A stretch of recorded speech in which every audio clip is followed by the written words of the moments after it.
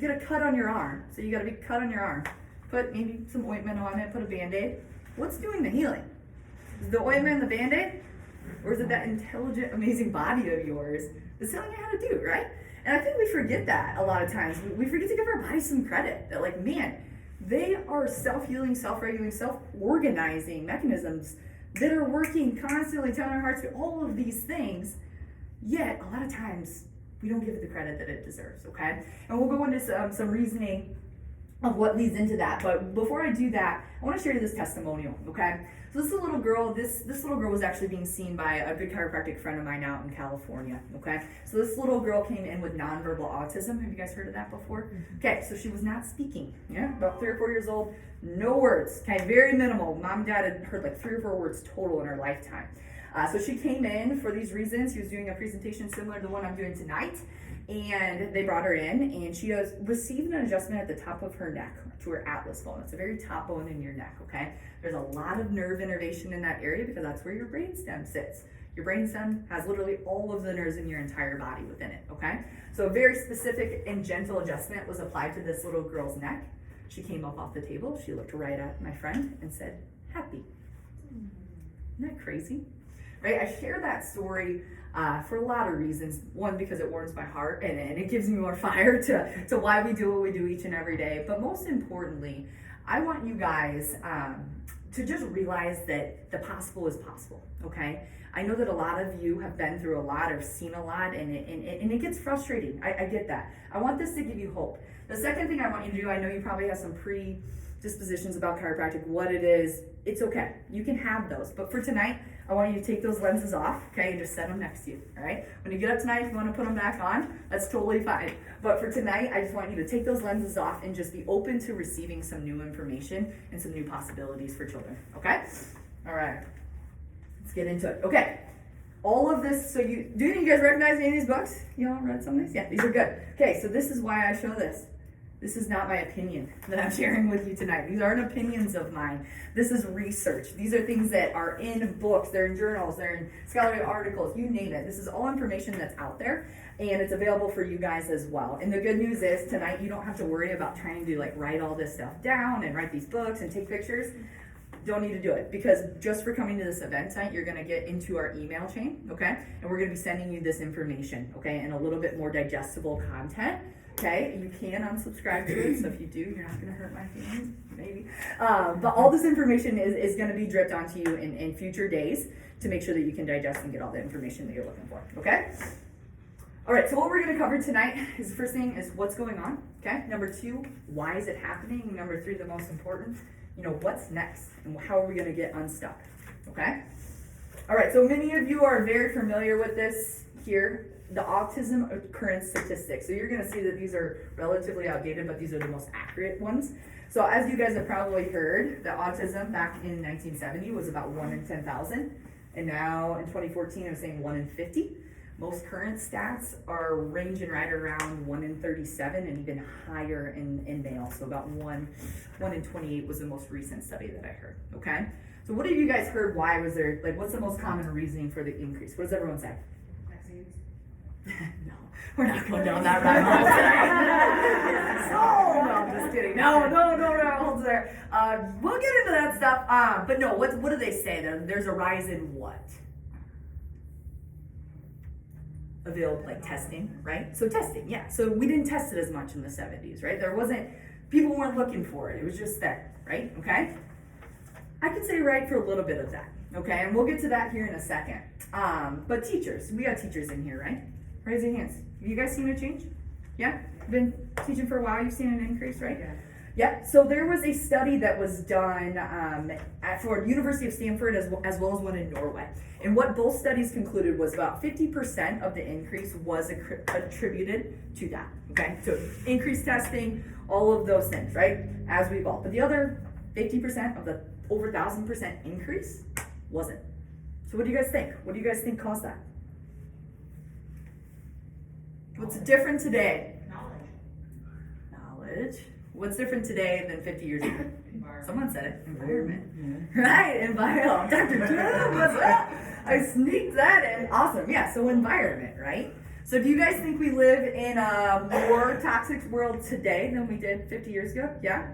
So air we're breathing, right? Our food, right? All this crap. Emotional stress. I mean, this year alone, holy cow, right? Super stressful. So we live in a much, much more stressed out world than we used to, right? And those environments that our children are in are being affected, okay? So do you guys remember what miners used to do back in the day to test if there were oil leaks? Like when they would go down, they would send canaries, you betcha. Yep, so they would send birds, these canaries, down in, because gas doesn't actually smell, right? So companies put that in so we can smell it. So they put canaries down there. No offense to animal lovers, but they'd go down there, and if there was too much gas, they wouldn't come up, or they'd quit singing, right? So a lot of people say that the children are being used as the canaries of our world right now, right? We're testing all this different stuff, all these things that they're being exposed to, and we're not realizing what those long-term effects of some of this stuff can be, okay? All right, here's some other statistics. 6.4 million, right here, have ADHD as of 2011. Once again, this next slide is not intended to scare you or intimidate you, but these are some of the core morbidities of other disorders along with ADHD. So 15.2% have a substance use disorder as they age, 19.6% have impulse control disorders, 38% have some sort of mood disorder, and 47.1% have an anxiety disorder. Isn't that crazy? Okay, OCD, how many of you guys have kiddos or no kiddos that have OCD? Yeah, it can be intense, right? Very, very intense. ODD. Yeah, ODD, no, yeah, they all come into this umbrella. And there's 2.3% of children that have that. That may not seem like a lot, but 2.2 million. That is a lot of kiddos that are struggling with this, right? Okay, what about this one? 9 million have anxiety disorders, and this one here. 43%. 32 million kids right now have one of 20 chronic health conditions in the world. Okay? That's not even including obesity or neurological disorders. You put those in there, guys, we're over 50%. So over 50% of our kids are chronically ill. What is going on? This should fire you up. This should get you asking a lot more questions of what's going on, okay?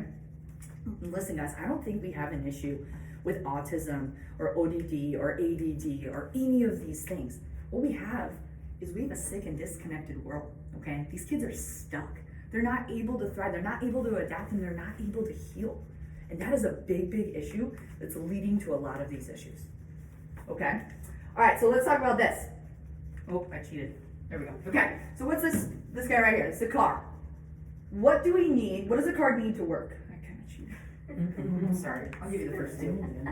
What do we need? We need parts, right? So what are parts of a car? Like tires, mirrors, things like that, parts, right? And then power, right? What does a car need to go? Engine, okay. So this kind of sucks because cars are getting really advanced these days. But what does a car need to actually start moving, with the exception of Teslas? Yes. Okay. No. A driver. There we go. Someone to run it, right? Someone to run it and operate it, right? So this next one here, same thing. They're selective. They're very touchy. What do we need for a computer? What parts do we need? It's this guy right here. Charger, right? Power system, right? And then it needs a processor, right? So for the information, right? It's the exact same thing that our bodies need, guys. So what about this here? This beautiful thing that you all brought in here, right? These are your bodies, right? What do they need to work properly? What parts they need? Obviously the arms and hands, legs, all that stuff. What about the power? What's the power? What gives this thing power? Sorry, what was that? You guys are all sorry. Heart. The heart, yeah. But what do we put into it for power? Food, water, light, sleep, all those things, right? But what about the information? Where does the information come from? The brain, right? Yeah, the brain.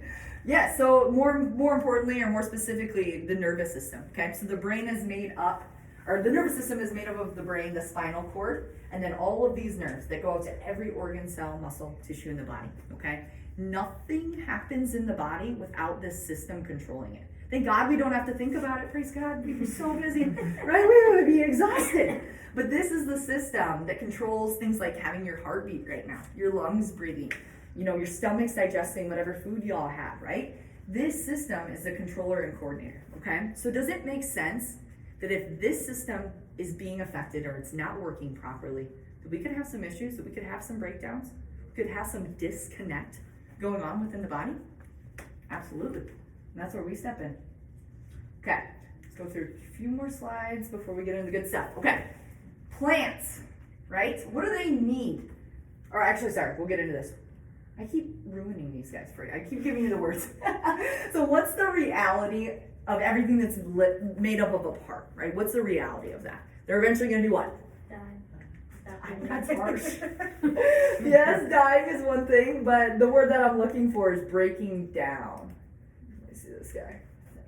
There we go, break down, right? So plants, if you don't water them, these are so touchy, guys. I apologize. A couple of these special slides that my team made, I was like, holy cow, they're moving back and forth. Let me get back to this one.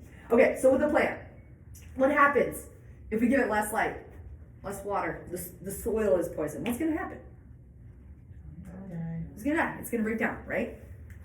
What happens with that when we do that with the human body? Right? So what if the human body is getting less movement?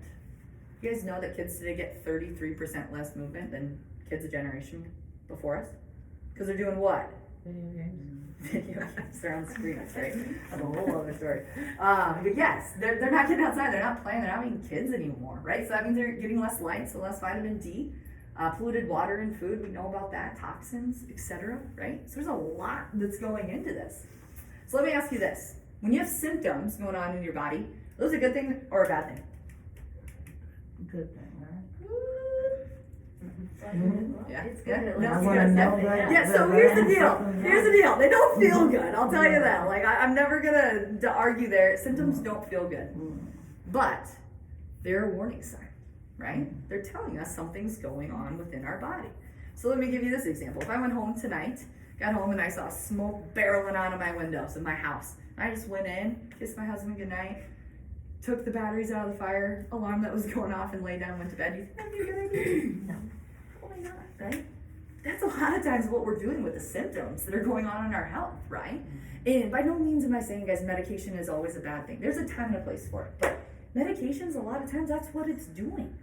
It's making and perceiving the physiology of our bodies to think that everything's okay, that symptom isn't there anymore, but the underlying issue is, okay? And that's going to continue to manifest, and we're going to continue to have those issues. So it's all about cause and effect when it comes to that, okay?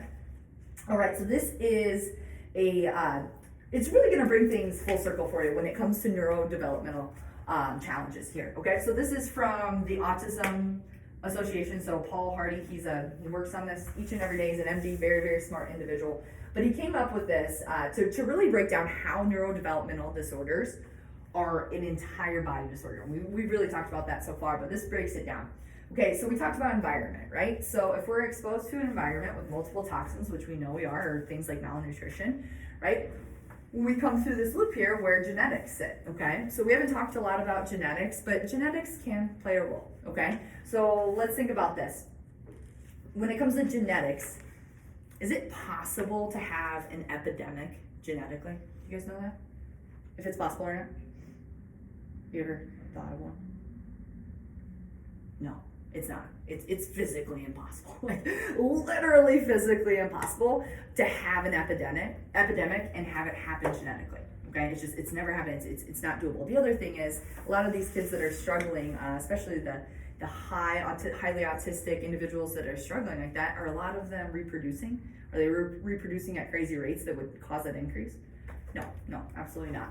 But does it make sense that genetics can play a role, especially based on how we process, right? So people can react to chemicals differently, right? So we can have genetic factors that would make me more susceptible to a toxin than you, right? So that can happen. So genetics do play a role to an extent, okay? So we take the environment, we go through the genetic role, and then we have these 4 outside systems, okay? So we have the immune system, the detox system, the GI system, and the nervous system. So those are the 4 main systems of the body that allow it to work and operate. Okay, what one do you notice is at the top?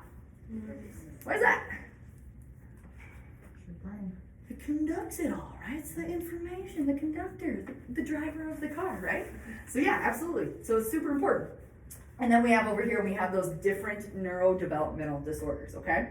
Where are we typically finding these disorders, or where are we typically addressing them? The far right, right? So when we're diagnosing them, right? So we're diagnosing them with symptom X, Y, and Z. So you have this symptom, this symptom, this symptom, you have autism, or you have ODD, or OCD, whatever that may be, okay? What if instead of starting here and diagnosing based on symptoms, we look here? We look at the environment. We look to see what they're being exposed to, right? We look to see what they're eating. We look to see where they're living, things like that, right? And then these systems here, what if a child has a super suppressed immune system right at the get-go? What if we cater to this, strengthen this? Is that gonna affect how they're processing over on this area? Yeah, absolutely. And that's what this model is talking about when it comes to all that. This next one here, I'm gonna this is another funky slide. I'm gonna get them all up so that I don't mess this up. There we go. Okay, beautiful. All right, so over here, we talked about genetics playing a role, right? So a lot of times, kids that grow up on farms. You guys heard this, where autism rates are higher for kids that grow up in farming communities? You guys heard about that? Yeah, much higher. It's one of the highest, right? Because what are they exposed to, right?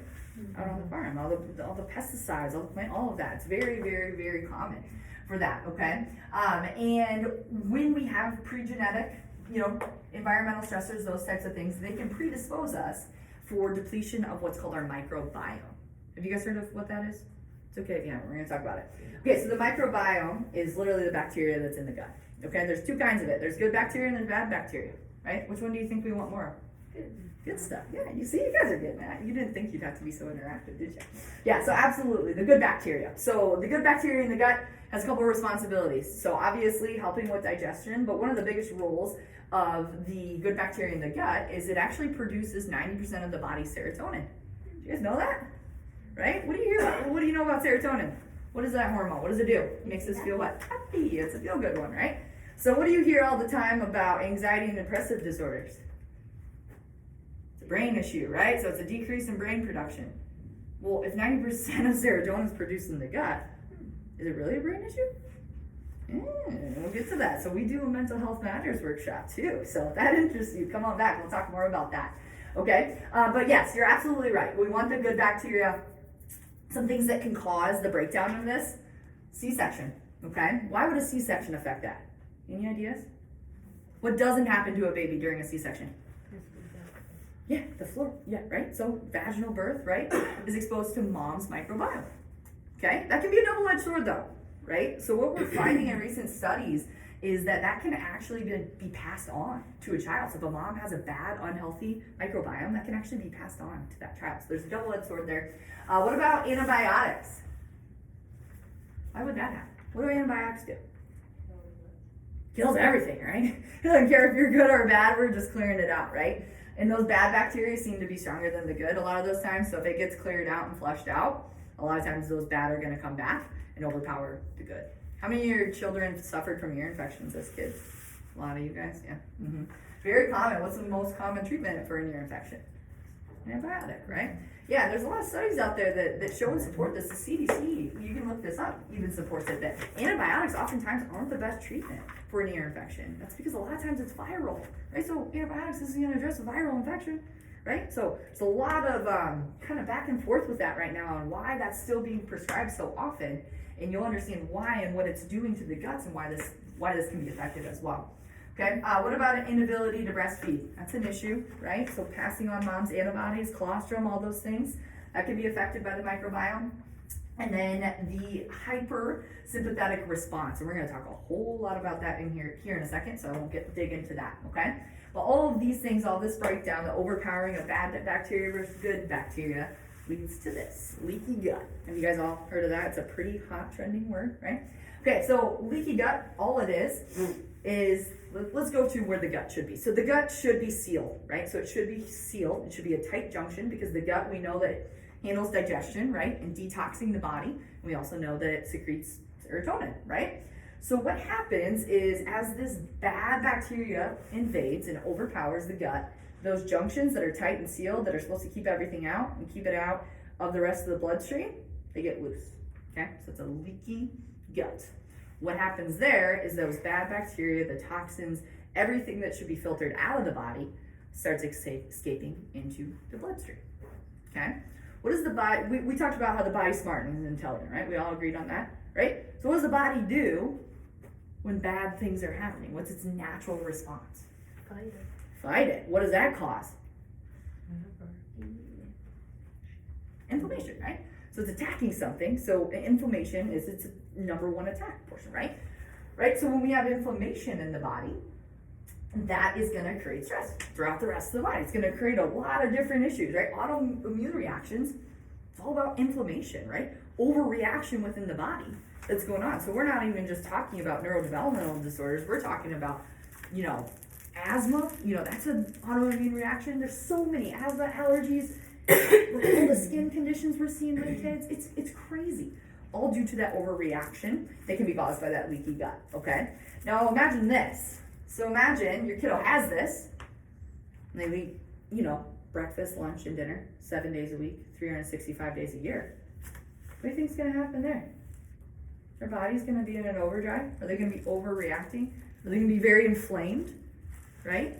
And if they are for a long enough time, that can actually go up into the brain as well. There's a barrier, blood-brain barrier, right? That protects, but that can get broken down if there's so much toxicity within that level.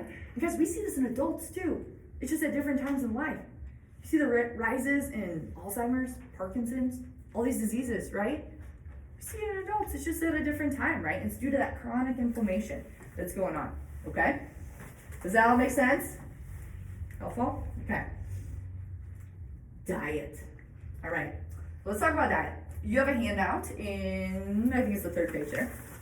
Yeah, absolutely. Diet. All right. I am by no means a professional when it comes to diet, but I can be dangerous enough to swing with this, okay? I know enough, but there's professionals that know more. This is going to be a really basic explanation, but how many of you guys have heard of the GAPS or the specific carb diet? Anybody? Yeah, okay. Well, you're going to learn tonight, okay? So the biggest thing here with diet, I know a lot of these kiddos, they are very picky eaters, right? They're very selective on what they want to eat, right? Okay, so this is big. The biggest thing that you need to start with is elimination of grains, dairy, sugar, and processed foods. The reason that is, they crave them. Have you ever had a child that's just gone absolutely nuts over a bean burrito? Like they're just like literally about ready to lose their mind if they don't have carbs. Have you guys seen that? Am I the only one that sees kids go crazy over this stuff? They crave carbs. They literally absolutely lose their mind because they don't have it. But that's not them. You know who that is? That's the bad bacteria talking, because they're just like us. They want to reproduce. They want to do these things, and they need carbs and sugar and crap in order to do that. Okay, so that's why that craziness goes on. So I see this in young children. They'll come in and be perfectly fine. They'll sneak over and grab candy we don't have candy here, but they'll grab something, like something sugary, that they're not supposed to have, and 10 minutes later, they're just absolutely a different kid. It's like, what happened from point A to point B, okay? So this is a big thing. So those are the big things that you wanna eliminate. This is just some general advice for anyone and everyone. When you're at the grocery store, shop the perimeters, stay out of the middle lanes, right? There's a reason why those crappy snacks are at the bottom, because they're eye level for kids, right? That's going to be where the processed food is, the food dyes, just all the stuff that are going to be very, very toxic to these young kids. The outside is going to have fruits and vegetables. It's going to have meats. When it comes to meats, if you're going to eat them, I know it's expensive. I know it's ridiculous, but you got to get organic meat, okay? And that's not just for your kids, it's for you guys too. There's so much going in to animals that is being stored in their fat that's coming into us, okay? It's not good. It's not healthy. We need to avoid it. There's a lot of local farmers too. If you want to support local, you can buy like a quarter of a cow or something like that. There's affordable ways to do it. But if you're going to make those changes, these are the ones. In those handouts, those are more specific explanations of what the GAPS diet and the specific carb diet is. One of the biggest overwhelming things is that kids are picky, and parents are like, well, I can't do it. They say no, they won't do it. Find what they like. Okay, you'll be surprised. Bacon is on this list. I'm not saying that everyone should eat bacon every day, but bacon's on this list. Most kids like bacon, okay? What you need to do is you need to get them on this consistent diet, and you need to get them to seal that gut, Okay, so that those toxins aren't going back out into their systems and affecting it, okay? So if it's, bacon and blueberries, raspberries for lunch, breakfast, and dinner for some months, so be it. You gotta seal that gut, and you gotta do what you gotta do, okay? All right, so what's next? Where's health come from? How many of you guys are bakers? Anybody? No? Who likes to eat baked goods? There we go. No, okay, I do. I like to. My husband does. I'm a horrible cook, but he likes them. Okay, so you guys know, like, when it comes to ingredients, right? So what ingredients do we need for health? You guys kind of talked about pretty basic things when it comes to our health, right? Nutrition is one of them, right? Exercise, water, sleep, all those things, right? So ingredients, they're important. What about if I were to make a health cake with ingredients, and I took eggs, I didn't crack them, just put them in the bowl, poured some flour onto there, didn't really guess, or didn't really measure, put too much salt, it was just like, assuming, put it in the oven for 30 minutes, brought it out, and realized, oh my gosh, I forgot the milk, and just poured the milk on top. Anybody want my health cake? Mm-mm. Why? What? I got all the ingredients. What am I missing? You incorporate them correctly. Yeah, the recipe, right? So the recipe. So a lot of you guys know the ingredients, right? You just don't know the correct recipe, okay? So this is literally an interpretation of what our amazing bodies do, okay? So they take 2 cells, this little tadpole looking thing, and then in 9 months create a human. Isn't that crazy? That is how intelligent and amazing these systems are. And they do that because they know the orchestration of this, right? And they know that through the nervous system. That is the first thing that is ever developed in a child, is the central nervous system. That is the recipe to the body, right? So that is the controller and the coordinator, and that is what we need to be focusing on to get these things back in sync. We were doing so good, you guys. Gosh, we really had a roll there. Okay, so this is a really cool video. It's just gonna show you the makeup of the nervous system. So we have the brain stem that is shown there where all the nerves are housed, right? Spinal cord, and then we have this layer of meninges. So this is just a balloon-like surface that it literally encapsulates the entire nervous system, and it tracks, its job is to track through cerebrospinal fluid, okay? So fluid through that nervous system to nourish it, but it also takes toxins out of it, okay? So this is how that system works. This is also the only system that is completely surrounded and encapsulated by bone, right? You know why that is? It's important, right? Yeah, man, if we don't have that, we're done. We're done zone, right? So it's the only system throughout the entire body that's completely encapsulated by bone for its protection, okay? So long story short, it's an incredibly amazing system. To be very honest with you guys, I get to work with it each and every day and see its possibilities. And there isn't a day that goes by that I'm not just in complete awe of it and how it works, and how when it's working the right way, the possibilities that are possible throughout that in terms of our health, okay? But our nervous systems, they're like a sponge, okay? So right now you're sitting here, and your eyes are hopefully working. You can see me, they're adjusting to the light, right? Your ears are listening to my voice right now. Your booties are sitting in a seat, probably not the most comfortable seat. I apologize, people aren't here that often, but right, it's always filtering what's going on, okay? So what we find with these neurosensory kids is a lot of times they don't have a filter, okay? So if I were to have like a chalkboard over here and I would take my hand and just scratch it down, would you guys be able to focus? Would you be able to like sit still, listen to what I'm saying? Yeah, want to learn anything that I'm talking? No, absolutely not. But that's what a lot of these kiddos with these sensory disorders, that's how they feel, okay? They don't have these filtration systems, and they're being bombarded, they're being overloaded, and that is why you're seeing them act out in the ways that they do at times. Because here's the deal, we can't put ourselves in their bodies. They can't, that's their normal, right? That they don't know anything different. They're like, yeah, this is my normal, right? We can't take that from them and experience it for a day. But those are the things that we can imagine of what they're going through and really the challenges that they're facing at this point in time, okay? So we're gonna get into the anatomy a little bit about the nervous system, how this works. So this top part of the neck, Talked about it a little bit. It's about that's that bone that little girl I showed you in the front, that atlas bone, that's that very top bone, that's what was adjusted, right? So this encapsulates the brain stem. All nerves in the entire body start here, they cascade up into the head and they go down, okay? Carrying all of that information. And then they have the vertebral artery, so the most important blood flow area, our blood circulation area within your body is housed here as well, okay? All right, so sensory integration, okay? So have you guys heard of the proprioceptive system, proprioception? Right, so right now I can close my eyes, touch my nose, hopefully. Yeah, hopefully it's there. Hopefully mine's on, but that is the only system in the body that never powers off, right? Okay, how many of your kiddos or kiddos that are like clumsy and they're bumping into things all the time or stubbing their toes and you're just like, child, like, do you know where you're going? Like, are your eyes on? Do you notice that? Yeah, well guess where that system is at. It's right at the top of the neck, okay? Do you think if there's a misalignment or some pressure or irritation, that would affect that system? Yeah, absolutely.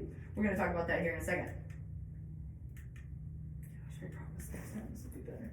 Okay, before we do that, we're gonna talk about these two words. Okay, how many of you heard about neuroplasticity? This is the good news. Yeah, a lot of books are talking about this. A lot of research is showing this. This is good news because this means our brains are changeable. For the longest time, we just used to think, tough stuff. You're there, you're done. No, it's changeable, right? So we know that neurons or nerves that fire together, they wire together. That's why when you go and get on a bike, you remember how to do it, right?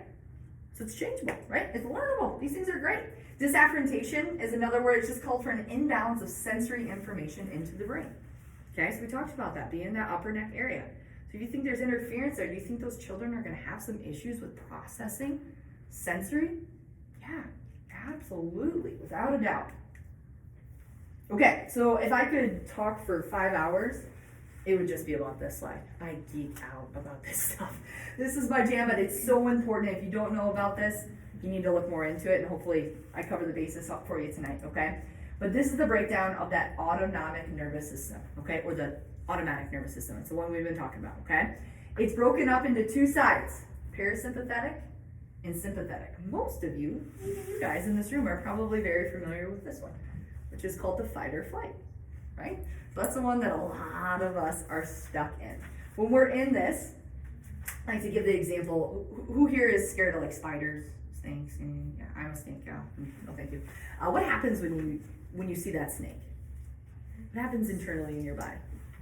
Your heart racing. You freak, right? Right? Yeah. So your heart starts beating, right? So really, really fast, your heart will start to beat, right? Are you making more blood? Like, and blood starts to go down into your legs so you can run, right? Or freeze, or the other, right? Or you just panic. Do you think your body's making more blood? No, it's just taking it from other areas, right? So it's taking it from things like, if a tiger busted in here, I probably wouldn't really care if my digestive system was working. I have to I gotta get the heck out of here, right? So it starts taking blood flow or function from those different areas, such as your digestive tract, okay? Some other things that can happen, increased sweating, those types of things, you're in that fight or flight, you're anxious, you're ready to go, you're ready to address anything and everything that's coming your way, okay? The opposite of that is what's called the parasympathetic nervous system. That is the rest, digest, and heal, okay? Before I get into that, this one, I forgot to mention this. Another thing with blood flow, what happens is a lot of the blood flow from the front of your brain, your prefrontal cortex, it's going to go to the back, which is your cerebellum, okay? That's called your reptilian brain, okay? So do a lot of kids that you know, do they have really hard issues with being empathetic or showing emotion or having a hug? Do you think if you were in this drive, and you're in your reptilian brain, do you think you would want to do that? Do you have an urge to do that? No, absolutely not. That's why you see that. So in this rest and digest phase, that's where we all want to be. Kids, you and I, all of us, everyone included, okay? This is where the body is able to heal, to sleep. How many of your kids are stuck here and they're not able to sleep, right? You wonder why? They're all wired up. They think a bear's coming in the room, right? But once again, they don't know the difference. That's how they're wired. That's what's going on. That's what's functioning. That's what's operating, okay? So there's so much more that we can go into this. You guys, there's a lot of things that tie into this. Those emails that I sent will have some more information on this. But this is really, really important stuff. Lots and lots of people are looking into this. And the good news is there's ways to measure it as well, okay? So the most common way that we can measure it is through HRV testing. Have you guys heard about that? No? Heart rate variability? Anybody? Okay, what about you guys? We're gonna do a raise of hands. How many of you guys have had your blood pressure checked in the last year? Yeah, a couple of you, cholesterol? Yeah, done some reflexes, things like that, yeah? What about nervous systems? Anybody? No one? Dr. Jen's like, me. Holy smokes. So this system we've been talking about and hyping up, right? No one in here has ever had it checked. It's kind of crazy, right? Yeah, probably something we should do. But here's the deal. There's ways to test it, okay? One of the ways is through heart rate variability. It's awesome technology. This should be the gold standard in all testing right now. Like medical doctors, everyone should be using this to identify where the body is lying, whether it's in high sympathetic or low parasympathetic. Because here's the deal. You can't stay in high sympathetic forever. Your body just, it gasses out, okay? So some of those symptoms of a high sympathetic overdrive is anxiety, PTSD, manic, irritability, focus, ADHD, diarrhea, poor sleep, excessive sweating, and neurodevelopmental disorders, okay?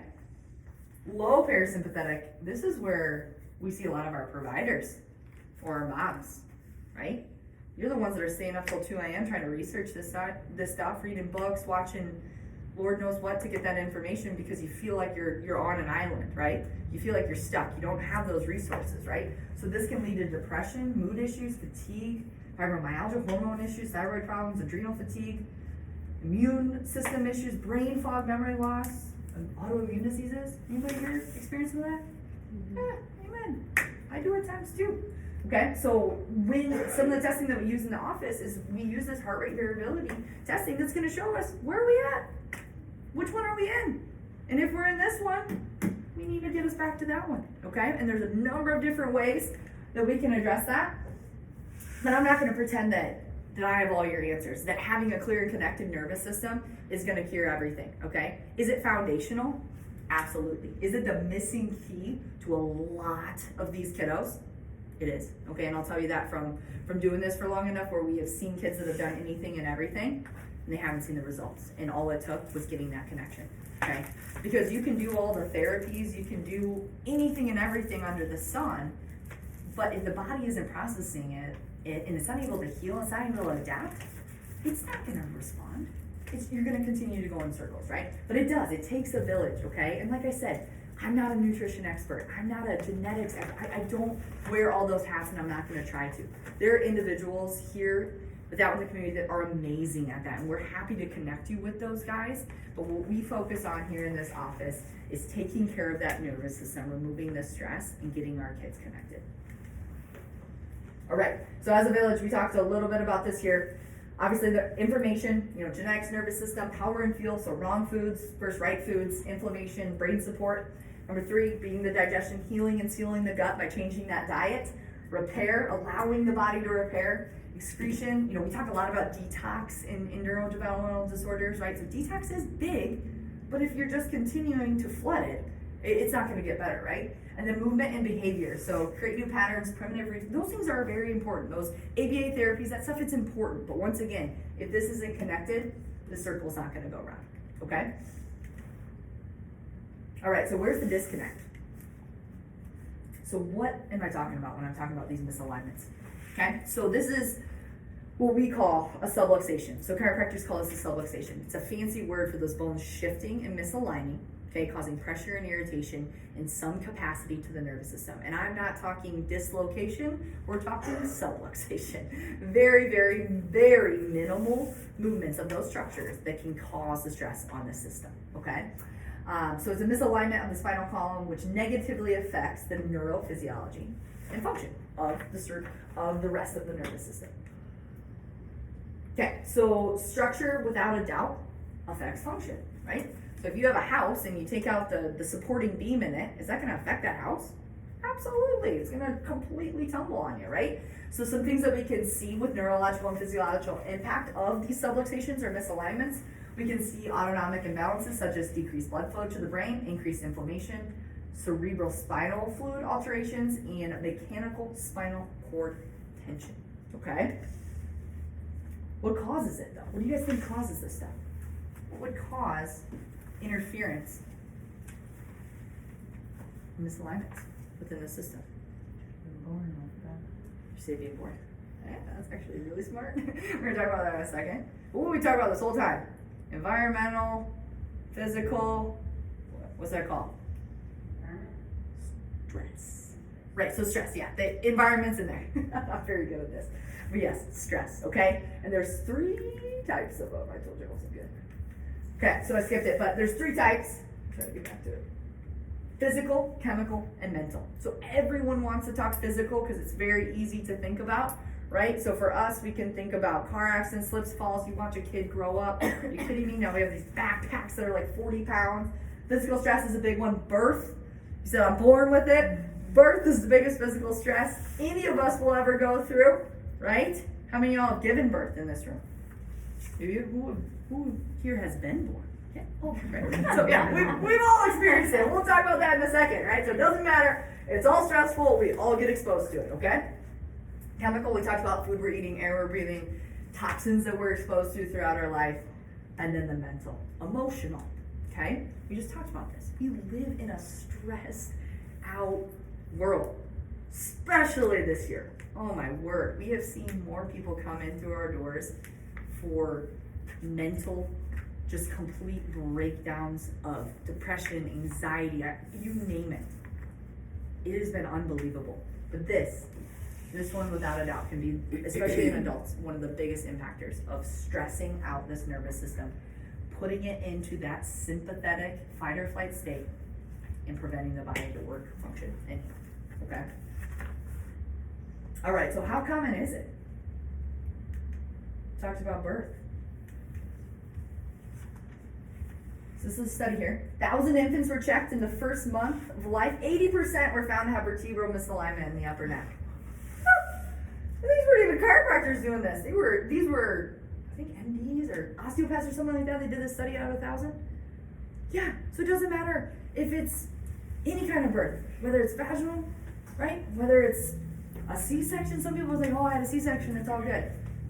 I'm sorry, ladies, but C-sections are not gentle.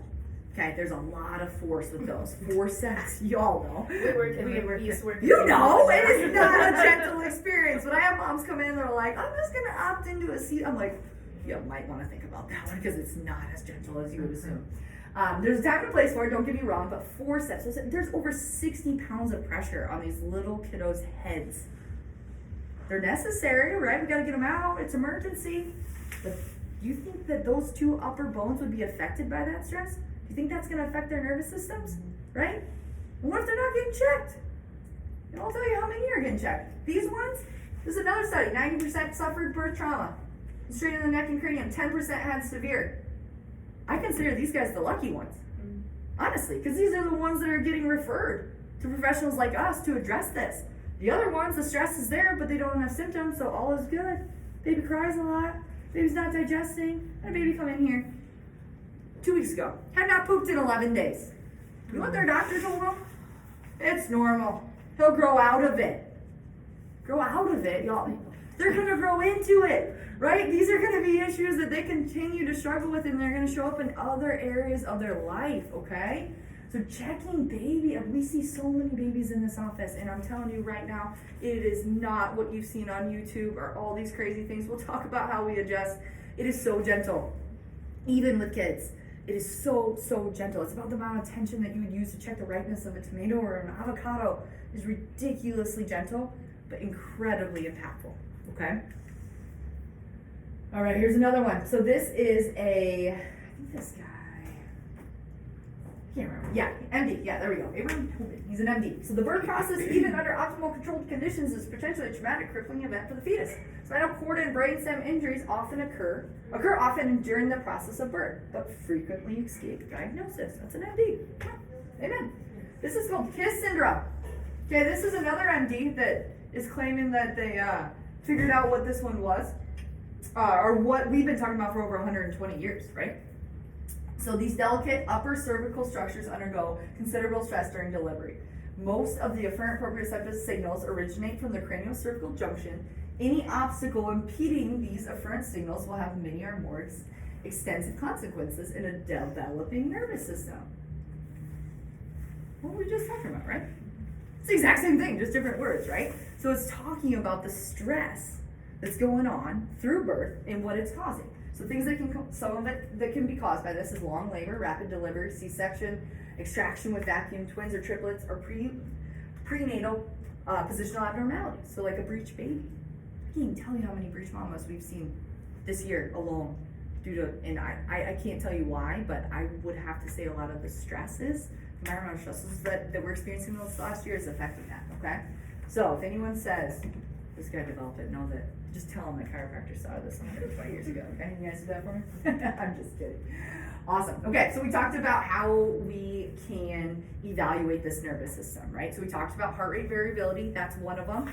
Another one that we can use is called thermography, okay? So thermography is used in our office to take an assessment of the entire nervous system. What it's doing is it's measuring temperature from side to side. So the autonomic nervous system, it regulates temperature, okay? So that's one of its regulatory mechanisms. Each side should be within 5 degrees of the same temperature. If it's not, there's an imbalance, okay? As you can see, red means bad. Okay, so if there's an imbalance in blood flow from side to side, we know that there's a disconnect within the autonomic nervous system, okay? So that's how thermography works. This was a scan of a young child that came in initially. Lots of issues, okay? Lots of issues, tantrums, kicking, screaming, biting, a lot going on. Mom was at wit's end, okay? About 3 months into care, this was a new scan, okay? I said red means bad, green, blue, a lot healthier scan, right? All of that upper neurological stress, okay? And that What's is the treatment? chiropractic. Specific adjustments to the nervous system, where those stressful areas are. Spine or when the misalignment. You can... Yep, so applying a really specific, a really gentle adjustment to those areas that are experiencing that stress, removing pressure off of those nerves and allowing them to balance out and restoring that communication. Because remember, that's right along here, that's where those nerves exit, right? So if they're being impinged upon, or if they have that stress, that neurological stress, it's going to decrease the output of that nervous system, right? We address the bone to address the nervous system, okay? And what we use in the office, it's a great question, is a neurologically based technique. So you can come in and tell me your neck hurts, your back hurts, right here, doc. I'm like, great, lay down. Because I'm going to use different reflexes. I'm going to check the nervous system to see where it needs help, because that's going to clear up your stuff. If I'm just chasing where your pain is, yeah, it can help your pain, but checking your nervous system is what's going to clear out that stress, okay? It's going to allow your body to adapt and self-heal, and that makes you less dependent on having to come to me every time your head hurts, right? So it's self-healing, right? Self-regulating. Cool. This here is a slide that talks about side benefits. Notice I didn't say side effects, okay? There's really no true side effects to chiropractic care, except increased sleep, so don't bother if you get really good sleep after you get adjusted. But this is a literature of wellness care patients. So these individuals didn't even actually have complaints, and these are improvements that they reported, okay? Improvements in autonomic function, endocrine function, cardiovascular, immune function, muscle strength, heart rate variability, change of range of motion, respiration, reaction time, you name it. There's a lot of stress, reproductive hormones, recovery time, reduced labor times. It's a lot of stuff, right? And these are in people that they're reporting through studies they did over long-term time, and these are people without symptoms. So imagine what chiropractic can do for kids that are struggling and that are stuck and have this going on. Okay, many of you are probably wondering or have the thought of, holy cow, this sounds great, but what would a session look like for my child, right? There's no way they're gonna lay down. There's no way they're gonna allow, a doctor to touch them, okay? That's a big, big objection that we get a lot. It's like, yeah, we'd love it, but there's no way they could tolerate it, okay? I'm here to tell you, we're on their terms, okay? We had a child that came in here this week, actually, and we were seeing his mom. She was getting awesome care. Through education, we started to talk to her about her son, and he would always come in, and I just said a few things to her. I was like, hey, is he doing okay? Like, he doesn't seem so okay with change. Like, he would throw a really big fit. He would come in here. If we asked him to come in the room, he would just lose it. And she's like, yeah, he doesn't do great with change. I was like, okay. And that's a little bit of a red flag. We got to talking, and we went to do a scan on him earlier in the week. And he was cool with it, went to go in the room and just changed his mind entirely. He was just like, no way, start screaming, not doing it. That's okay. Okay, we have kids that come in all the time. They may come in and just play with the toys, get used to the place, and then we might even adjust them over by the toys. We accommodate to them, okay? We earn their trust. We're never gonna do something that's gonna lose, force something and lose their trust. That's the worst thing we can ever do. So just know if you're worried about how is my child or how are kids that I would refer in here gonna get checked, it is gentle, it is specific, and we accommodate to any of their needs to make sure that they get the care that they deserve, okay? We're gonna share some testimonials here, okay? So these are two moms that come into our practice that were so gracious to share a little bit of their experience with us. This one's about 2 minutes, the other one got a little winded. It's about 5, but then that's all I got for you guys too. Okay, so we'll watch these videos and we'll wrap things up. We'll have questions and things like that at the end as well. Oh yeah, go ahead, yeah, go ahead. Yeah, if I went too late, I apologize. I get a little winded. My gotcha. Yeah, can you just make sure that you fill out that top sheet and give it to the girls at the back? Yeah. Or at the front. Thank you so much. Okay, I'm gonna sit down too. Is that okay? So we started coming here, it's been over a year. We got to the point where in kindergarten, my son was throwing fits, throwing books, being aggressive towards teachers, other kids, hiding under tables because he knew he was in trouble. I had several phone calls from the principal. We went to a pediatrician and, he said there were options other than medication, but I'd read some articles regarding chiropractic care with kids and how it can be beneficial for them. So we came here and met Dr. Page and the wonderful staff, and started coming once a week for, like I said, it's been a little over a year, and there's been a big improvement. He's not aggressive at school anymore. There's still some focus issues and things like that, but he's able to, he doesn't have the behavior issues that he had before. Like, he's not throwing things at school.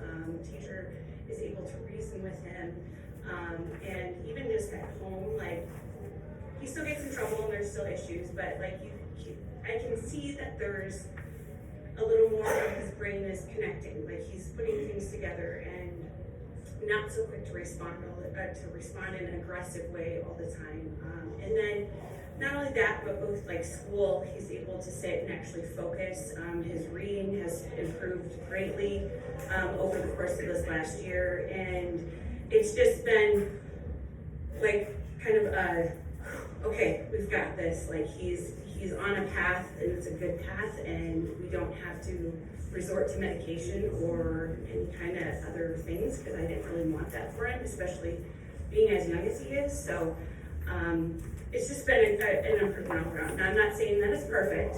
Every day is a different day, and we still have our struggles, but I can definitely tell from where he was last year to this year, it's just been wonderful, and Dr. Page is awesome, and I can't thank them enough for being willing to take us on, because he's kind of a crazy boy. So, yeah, I guess that's it. It's been great, and I'm glad that we've came and we've stuck it out, and can't wait to see what happens as time progresses. One more. Hi there, I'm Jordan. And I'm Jace. And we have been patients of True Roots Chiropractic for 8 and 9 months now. I actually found the practice first online and noticed that Dr. Page is a neurological chiropractor, which I had never tried before. And any other chiropractic care that I've tried never really worked for me in the long term. So I decided to give True Roots a shot and see what the benefits would be and if any of my symptoms would get better. Along with that, about a month after I started going, my son, who is 9, got diagnosed with high functioning autism, sensory integration disorder, ADHD, and hypermobile Ehlers-Danlos syndrome, which basically the last one just means that he's uber flexible. So his arms just bend in mysterious ways that I don't even know how he does it. So once I found that out, they actually they referred me to take him to ABA therapy. So a lot of kids with autism actually do ABA therapy, but when I looked into it, the therapy was just outrageous when it comes to cost. Just the therapy alone was $90 an hour, and that did not include any of the parent meetings, any of the speech therapy, any of if he did occupational therapy or OT. It didn't include anything. All that included was just the ABA therapy, and as a single mom, that is very hard to afford. So, because I've been going to True Roots for about a month, I decided to also give it a shot when it came to Jace's care. And when I mentioned it to Dr. Page, she listed all of the benefits from it, because the chiropractic care, it isn't just popping your bones to get your alignment in order, which is what, a lot of people preconceive, I guess, when you think about a chiropractor. But when you go to True Roots and they give you the new patient orientation and they start explaining what they do, how they do it, why they do it, and you start to learn that, chiropractic care affects a whole host of things. With, it can help with digestion, it can help with your headaches, it can help with behavioral issues, it can help with a whole host of things. So I'm like, you know what, I don't have anything to lose, we're gonna try it and see how it goes. So when we first started going, he was a little apprehensive because it's something new.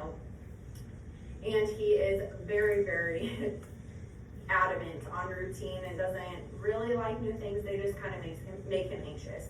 Dr. Page was absolutely amazing with him. She made him feel super comfortable. Even if he moved or tensed up, she handled it amazing. And now he loves to go, absolutely loves it. We go once a week now in our care, or I guess once every 2 weeks now. We just switched. So we always enjoy going to the chiropractor at the school, don't we? Mm-hmm. What's your favorite part of going to the chiropractor?